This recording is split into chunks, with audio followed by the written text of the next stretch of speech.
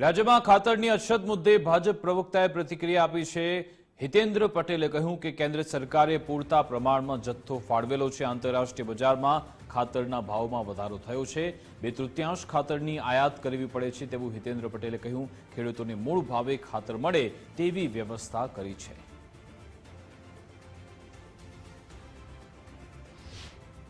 કેટલાક વિસ્તારોમાં અંતરિયાળ વિસ્તારોમાં સેવા સહકારી મંડળીમાં ગામડામાં ખાતરની ખેંચ છે। ત્યાં લાઈનોમાં ખેડૂતને ઊભું રહેવું પડે છે, ઓછું ખાતર મળે છે અને ખાતરની સાથે બીજું લેવું પડે છે એવી ફરિયાદો ભારતીય કિસાન સંઘ અને કેટલાક ખેડૂત આગેવાનો કરી છે।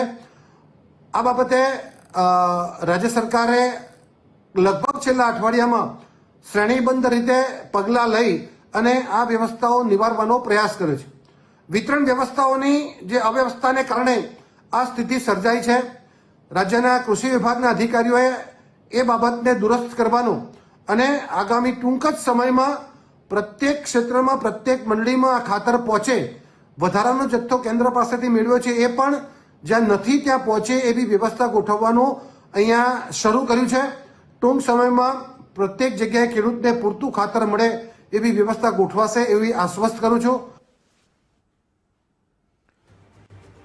તો ખાતરની અહીંયા અછત છે એવા અલગ અલગ સમાચાર આવે છે। આની વચ્ચે હવે આજે ભારતીય કિસાન સંઘે પણ કહ્યું છે કે સરકારે ખેડૂતોના ખેતર સુધી ખાતર પહોંચાડવું જોઈએ અને જો સરકાર કોઈ એક્શન નહીં લે તો આંદોલન કરવામાં આવશે। એક બાજુ સરકાર તરફથી કહેવામાં આવી રહ્યું છે કે પૂરતો ખાતરનો જથ્થો છે, એક બાજુ કિસાન સંઘ અત્યારે વિરોધ કરે છે। સબસિડીવાળા ખાતરની કાળાબજારી થઈ રહી છે।